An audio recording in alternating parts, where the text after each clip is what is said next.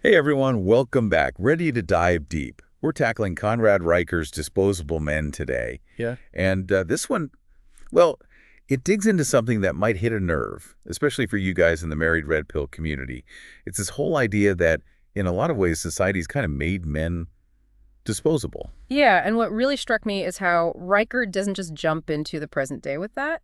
He takes us way back, looks at history to show how this whole men are expendable thing, it's not exactly new. Oh wow, like ancient history. Exactly. He brings up the Spartans, those Roman gladiators. I mean, their whole society was practically built on men sacrificing themselves, for the greater good. Man, that's intense. Yeah. So is he saying that same kind of thinking is still around today, even in a modern society like ours? That's Riker's argument, yeah. He says that whole narrative of male expendability, it hasn't really gone away. Like, even now, think about how we react to wars or huge disasters. There's still this underlying expectation for men to be the ones risking it all. Like, they're on the front lines while women and children are, rushed to safety first. It's funny, you don't hear people actually say that out loud very often. Yeah. But when you really think about it, that's kind of how things go down a lot of the time. Exactly. And Riker argues it goes even deeper than those extreme situations. He looks at the legal system, how men often get harsher sentences than women for, like, the same crimes. So he's saying that even in a system that's supposed to be totally blind to gender, there's still this bias against men. That's his point, yeah. It makes you wonder, if society truly sees men and women as equal when it comes to justice. And this leads Riker into a pretty controversial area, what he calls the feminization of society. Okay, now this is where it gets really interesting, especially for the red pill crowd. A lot of you guys in the married red pill community have talked about the challenges men face these days. In a society that seems to be moving further and further away from traditional masculinity. Right. And Riker dives right into that. He talks about the decline of those old school male spaces, like, think about those boys' clubs, fraternities, even trends like the whole metrosexual thing factor in. His point is, these shifts have changed how men see their own masculinity, and not always for the better. It's almost like there's this unspoken pressure for men to fit into a mold that doesn't really feel natural to them. Yeah, and Riker says that can leave guys feeling lost, unsure about their place and everything. He even connects it to fatherlessness. He says that a lot of boys are growing up without strong traditional father figures. And that just adds to this feeling of a crisis of masculinity. Wow, that's a bold statement. So basically, Riker's saying that this shift away from the old school gender roles has left a lot of men feeling adrift. It's one of his main points, yeah. And he thinks it has big consequences, especially when it comes to relationships. He brings up the idea of hypergamy, this idea that women are kind of wired to look for partners who have higher status, socially or financially. Okay, I get that. But how does this all tie into this whole male disposability thing? Well, Riker argues that this female preference, combined with all the societal changes we've been talking about, well, it creates this situation where a lot of men end up feeling overlooked, like they don't have value in the dating market, the marriage market. He even throws in the 80-20 rule. For those who haven't heard that one, can you break down what that 80-20 rule is all about? Sure. Basically, it says that a very small percentage of men end up being, like, super desired by women, and that leaves a huge chunk of men feeling, well, disposable when it comes to finding a partner. You can imagine how much frustration and resentment that can cause, especially in the dating world, which feels so complex and competitive these days. And that feeling, that frustration, it's something we hear a lot from guys in the married red pill community, this sense that the dating game is just totally rigged against them. Yeah, for sure. And Riker doesn't stop there. He goes after another hot button topic, the wage gap. Oh, that one always gets people going. The classic line is that women earn 77 cents for every dollar a man makes. Mm-hmm. What's Riker's angle on that whole thing? He's pretty skeptical of that statistic, actually. He says it's misleading because it doesn't consider all the other factors that can create earning differences, like, the kinds of jobs men and women tend to choose, the hours they work, whether they've taken time off for family reasons. So he's saying it's not as simple as women just being discriminated against. Exactly. He wants people to look beyond the surface, to think about the nuances in that whole wage gap conversation. That's a good point. It's easy to get caught up in those headlines without really digging deeper into what's actually going on. And I think this is something that resonates with a lot of guys in the married red pill community, this feeling that the mainstream stories about gender issues often ignore all the nuances of men's experiences. Right, and then Riker turns his attention to something that shapes future generations, the education system. He's pretty blunt, saying that modern education is actually failing boys. We've heard this come up a lot, especially in red pill circles. The idea that the way schools are set up just doesn't benefit boys the way it does girls. Yeah. What does Riker think is going wrong there? Well, his argument is that there's been a shift in teaching methods, and these methods actually favor how girls learn. And because of that, he believes that boys end up falling behind. They're not reaching their full potential. It's definitely a controversial thing to say, but it's something a lot of parents, especially those raising sons, are feeling these days. It's like there's this assumption that one size fits all when it comes to learning. But what Riker's saying is, maybe that's just not true, especially when we're talking about boys. Yeah, and he doesn't stop at just teaching styles. He points out that boys get disciplined way more than girls in school. That raises some big questions about fairness, Like, are boys really being treated fairly within the system? That's a huge deal because if you're constantly telling a boy he's a troublemaker, a problem child, that's going to mess with his self-esteem. It's going to affect his whole experience in school. Riker's definitely raising some valid points there. He's suggesting that there might be a bias against boys that's built into the very structure of education. And that brings us to an area, and it was a big one for a lot of guys in the married red pill community, the family court system. This is where a lot of men feel like they're set up to fail right from the start. Right, and Riker tackles that head on. He argues that family courts are basically inherently biased against fathers, especially when it comes to custody battles and child support. He thinks the system just doesn't get it. It doesn't understand the role fathers play in their kids' lives. So he's saying, even in the legal system, there's this built-in disadvantage for men, especially when it comes to family stuff. Yeah, that's his main point. He even breaks down that whole deadbeat dad stereotype. He questions if it's accurate, if it's fair to label so many dads that way. He argues it's incredibly damaging, especially for fathers who are genuinely trying to be there for their kids. It's like everyone just assumes moms are always the better caregivers and dads are just there to foot the bill. And Riker's challenging that, that deeply ingrained idea. Right, and he ties it back to those societal expectations we talked about earlier. How moms are seen as more nurturing, while dads are supposed to be more distant, just focused on providing. And that's something we hear from a lot of men in the married red pill community, right? Yeah. This feeling that society just doesn't value them as fathers the way it should. Exactly. And Riker doesn't shy away from another really sensitive topic, domestic violence. Yeah, that's one where the story is often very black and white. Men are the abusers, women are the victims. What's Riker's take on that? He challenges that oversimplified view. He says the reality of domestic violence is way more complex. He brings up domestic violence against men, arguing that it's often ignored, brushed aside.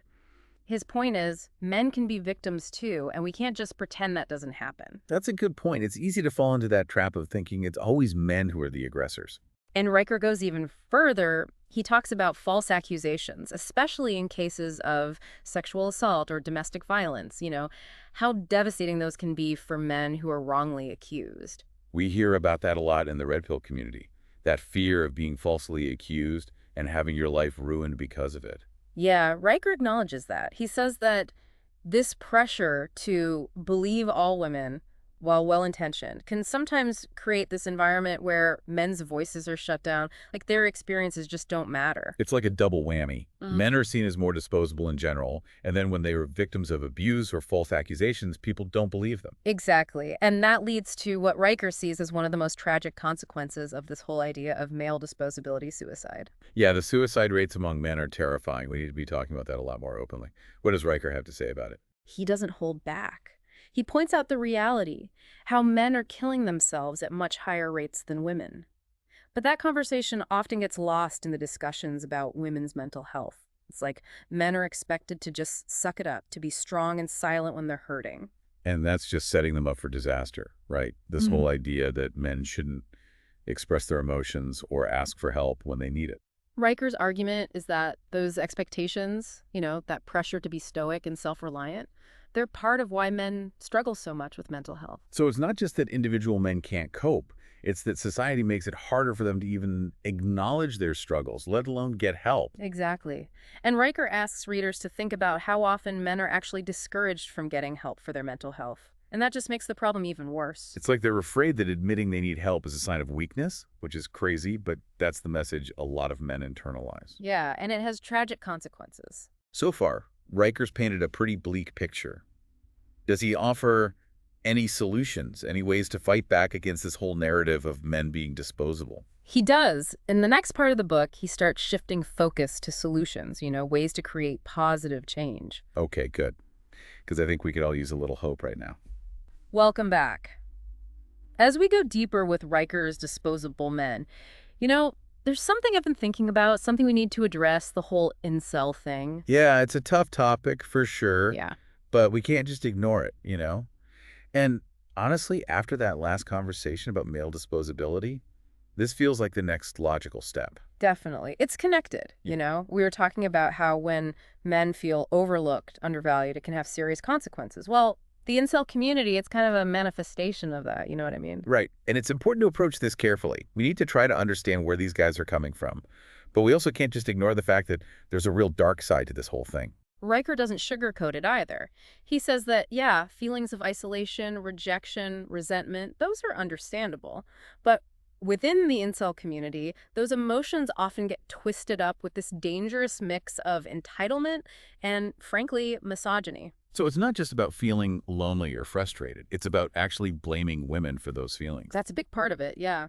Riker points out how some incels develop this belief that they're owed sex, they're owed relationships, and women who reject them, well, in their minds, those women are doing something wrong, like they're flawed somehow. It's like they're taking their own unhappiness, their own lack of fulfillment, and projecting it all onto women, making women the scapegoat for their own problems. That's a key part of Riker's analysis, for sure. And that blame, it can manifest in really disturbing ways. He talks about incels making violent threats against women, online, and even in the real world. And this is where things get really scary.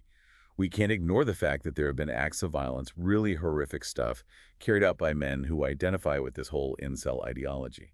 It's a chilling reality. Riker talks about some of those high-profile cases, like the Isla Vista killings back in 2014 and the Toronto van attack in 2018. Both of those were perpetrated by men who had expressed, incel-related beliefs, resentment towards women. It's a stark reminder that these aren't just empty words online. This rhetoric can spill over into real-world violence with devastating consequences. And it's important to remember, these extreme cases, they represent a small fraction of the incel community overall, but they highlight how dangerous this ideology can be, especially when it's allowed to fester. So how do we even begin to address this? Ignoring it isn't the answer, and just dismissing incels as a bunch of angry young men isn't going to solve the underlying issues. Riker suggests a multi-pronged approach. First, he says we need to give young men healthier outlets for their frustrations, their anxieties. If they're feeling isolated, disconnected, it's not surprising they might gravitate towards communities that reinforce those feelings, even if those communities are toxic. This makes me think about those traditional male spaces we were talking about earlier. If those are disappearing and boys aren't being taught how to channel their masculinity in healthy ways, it's like we're creating a breeding ground for this kind of resentment. That's a great point. Riker also emphasizes the need to directly challenge the beliefs at the core of this incel ideology.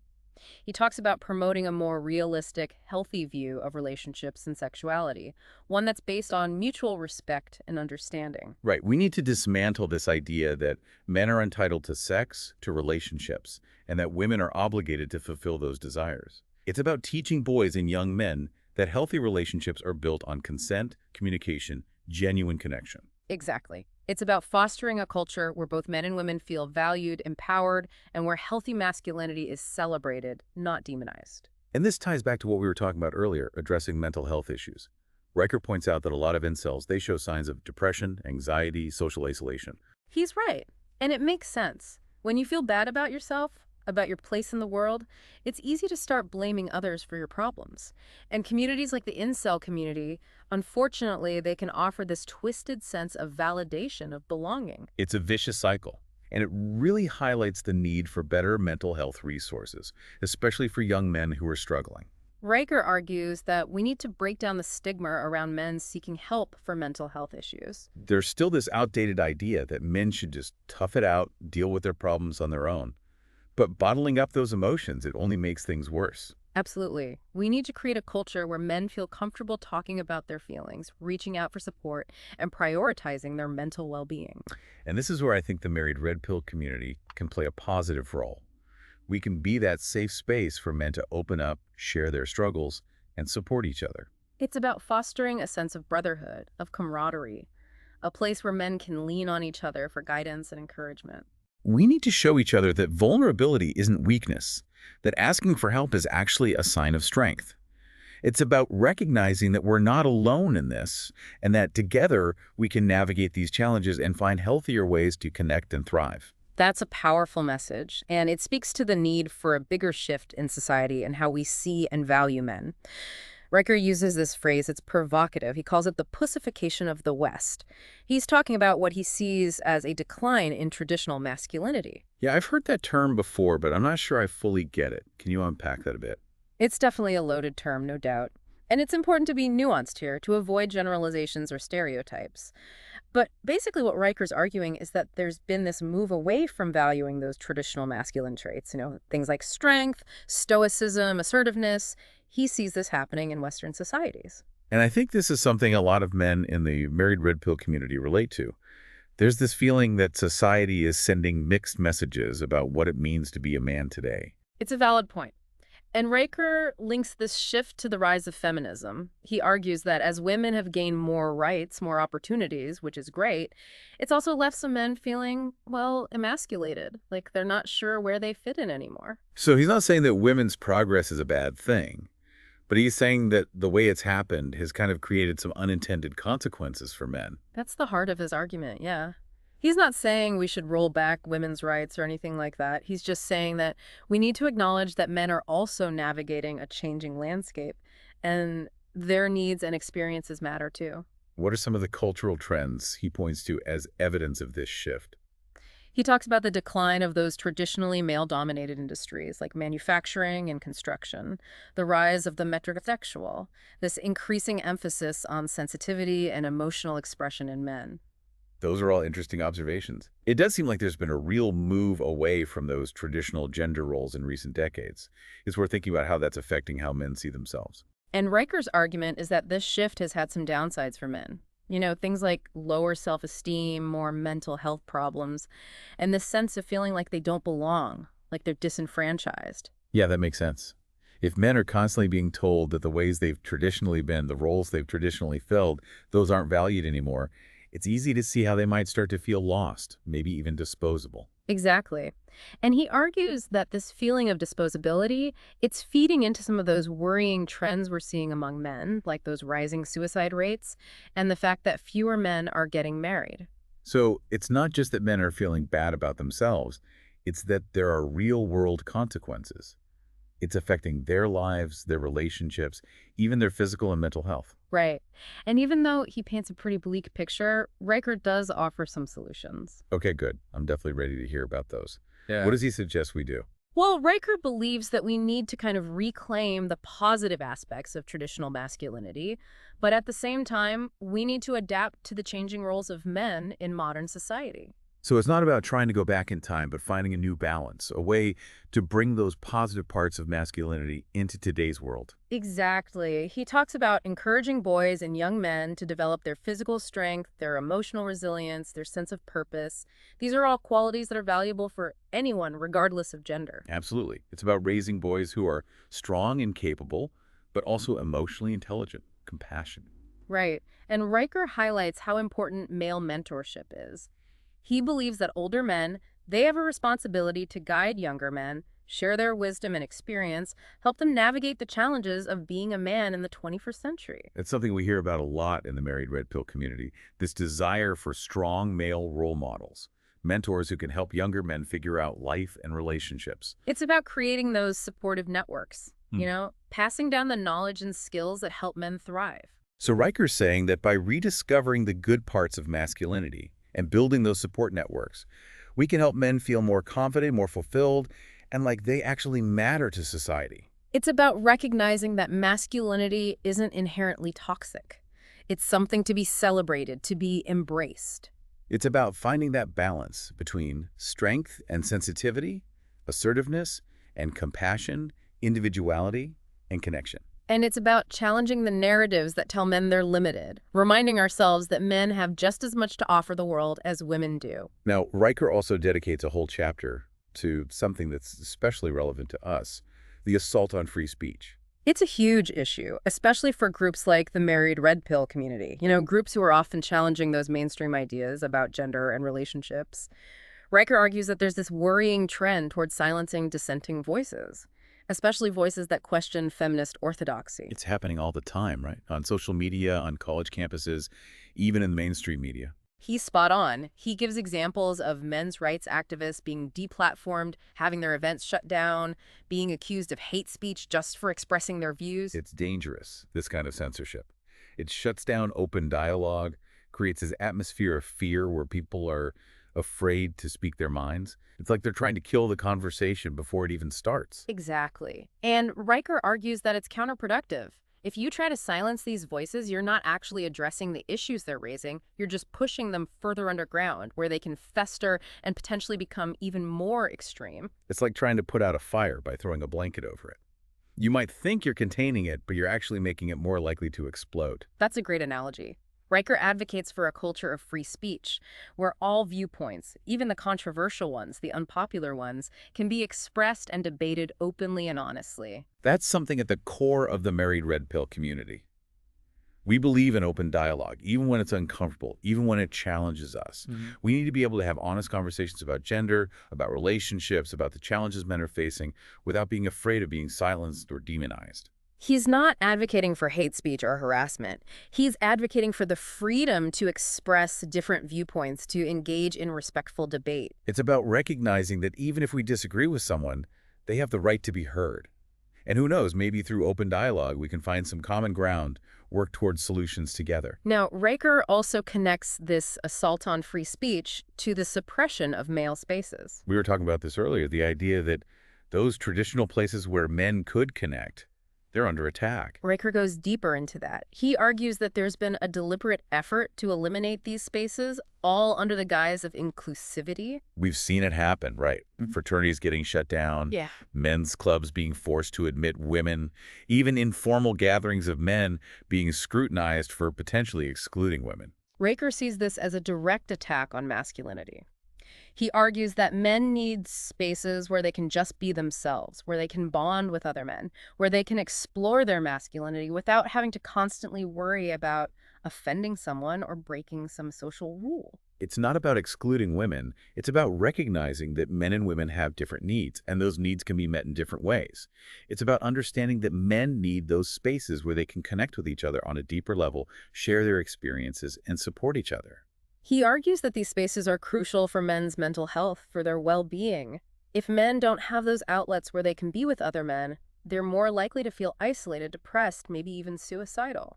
And we've already talked about how high the suicide rates are for men. It makes you wonder how much of that is tied to this sense of isolation, this lack of connection. It's a valid concern, and Riker's solution is for men to reclaim those spaces. He encourages men to form their own groups, start their own clubs, create their own spaces where they can be themselves without fear of judgment. And this is something that's already happening organically within the married red pill community.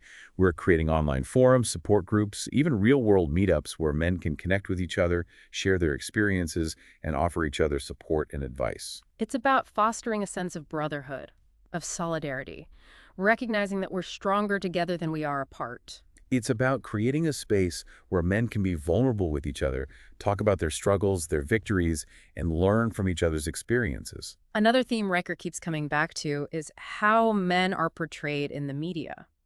That's something I've been thinking about too. It seems like men are often portrayed as either bumbling idiots or violent aggressors, and women are almost always portrayed as strong, independent, intelligent. He's calling out a real problem there. Riker argues that these one-dimensional portrayals, they contribute to these negative stereotypes about men, and that can have a real impact on how men see themselves and how society treats them. It's like these negative portrayals are constantly telling men they're not good enough, that they're either incompetent or dangerous, that they don't deserve to be valued or respected. And that can have a ripple effect, on their self-esteem, their relationships, their overall well-being. So how do we change that? How do we start portraying men in a more balanced, more accurate way? Riker believes that we need to demand better. We need to be more critical of the media we consume, speak out against harmful stereotypes, and support media that shows men in a positive light. That's something we can all do. We can choose to support movies, TV shows, books that offer more nuanced and respectful representations of men. And we can use our platforms, whether it's social media or just conversations with friends and family, to challenge those negative stereotypes and highlight the positive things men contribute to society. It's about reclaiming the narrative, showing the world that men are just as complex, diverse, and capable as women. Now, this leads us to a topic that can be particularly challenging to discuss: the war on men's sexuality. I know it's a sensitive subject, but I think it's important to talk about. It feels like there's been a shift, especially since the hashtag #MeToo movement, towards demonizing male sexuality. You're right. Riker gets into this. He argues that this trend, while it comes from a good place, it's created this climate of fear and suspicion.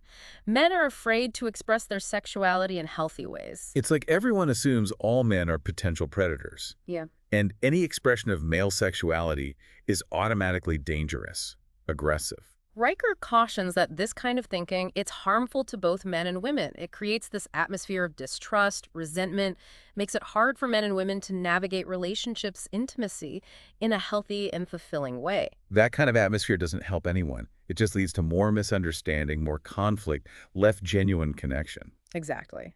And while it's essential to hold abusers accountable, to create a culture of respect and consent, it's also important to avoid lumping all men together.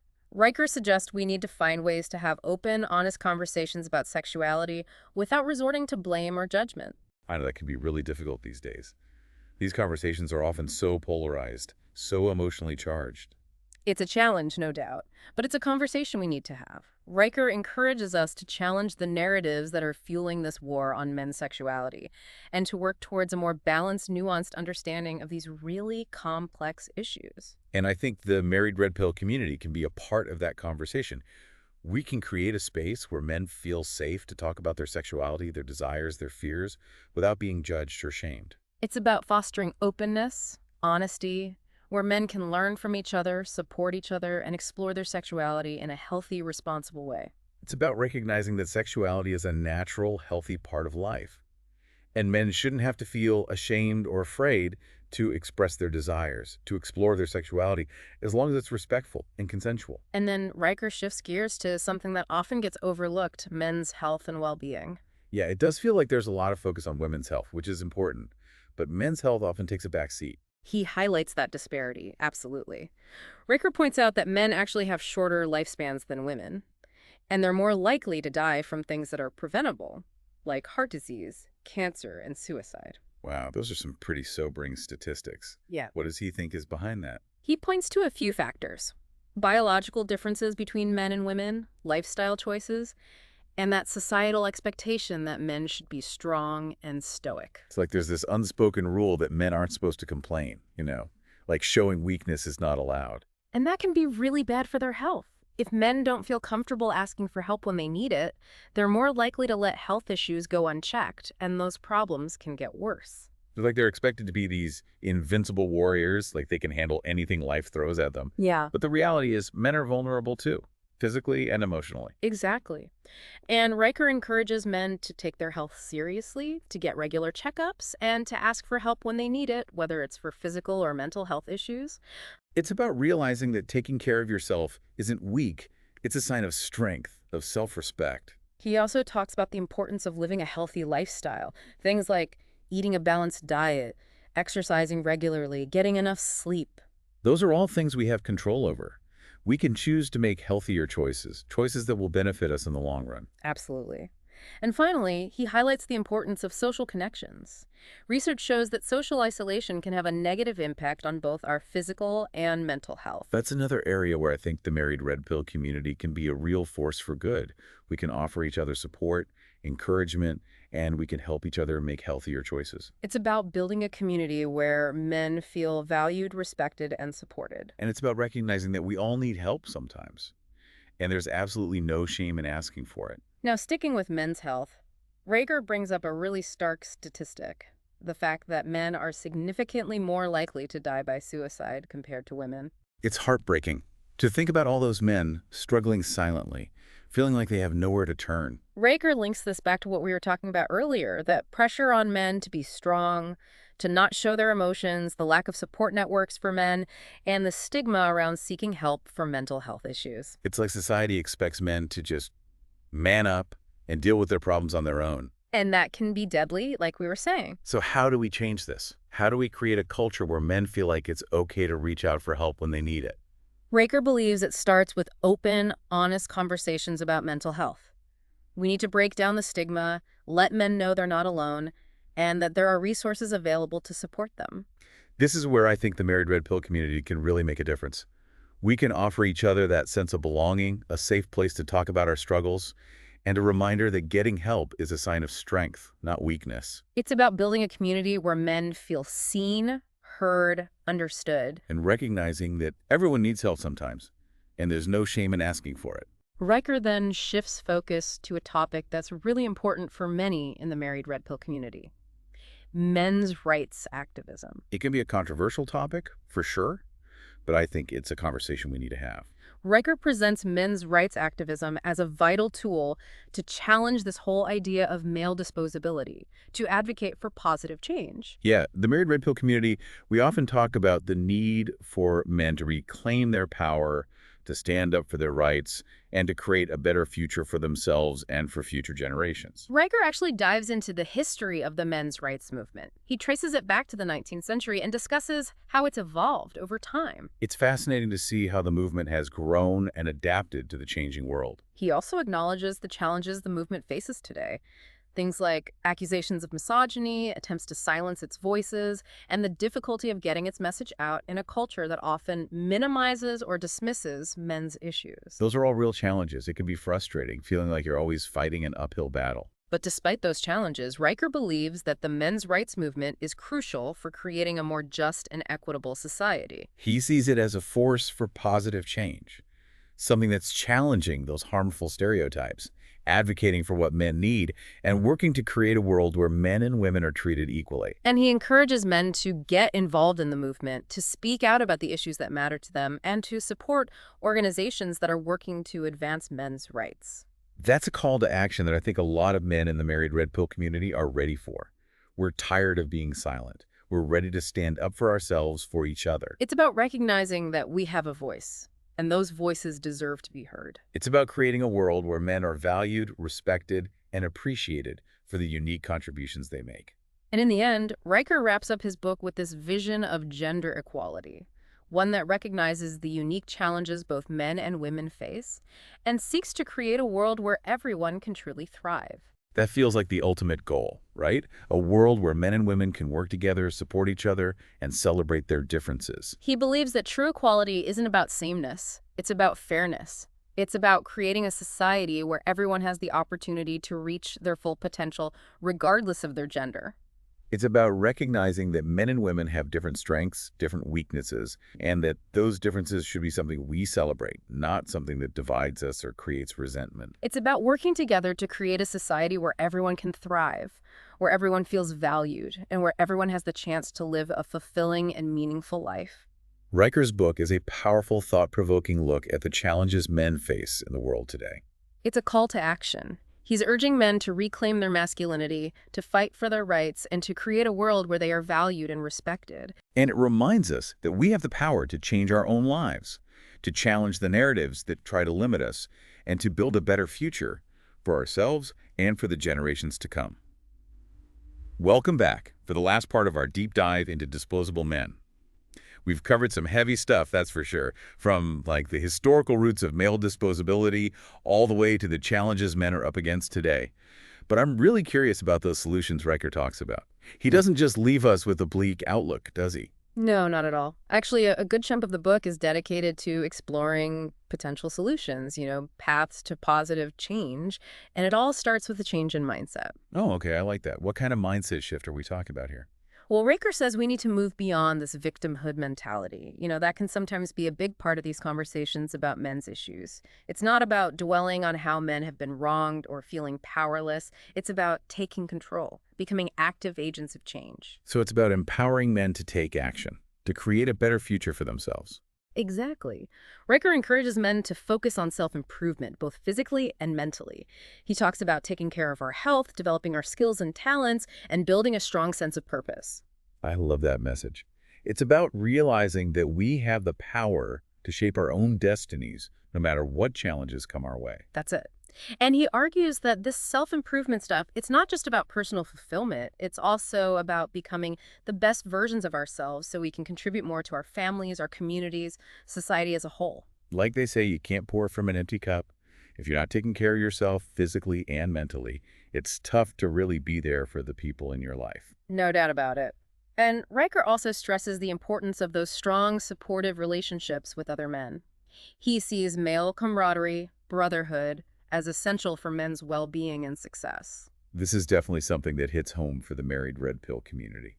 We talk a lot about the importance of those strong male bonds, those brotherhoods, where men can lean on each other, learn from each other. He's tapping into something really fundamental there.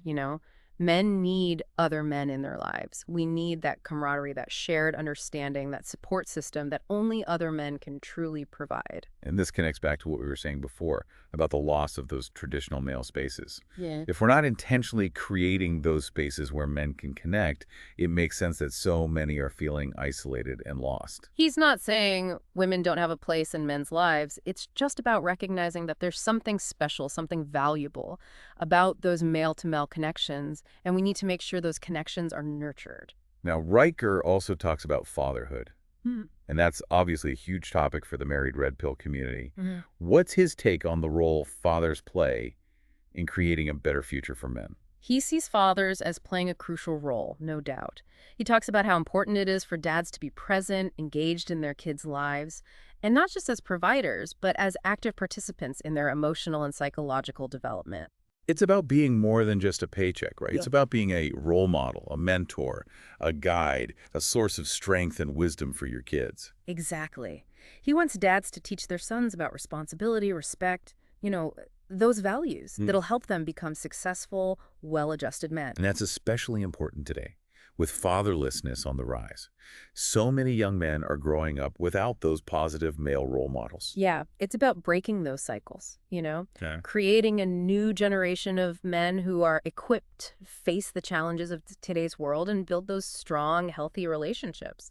Now, beyond those personal solutions, Riker also talks about political action.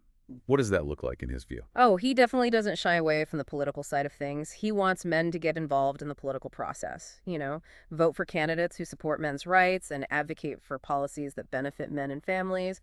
It's easy to get disillusioned with politics these days, especially when it feels like the system is rigged against you.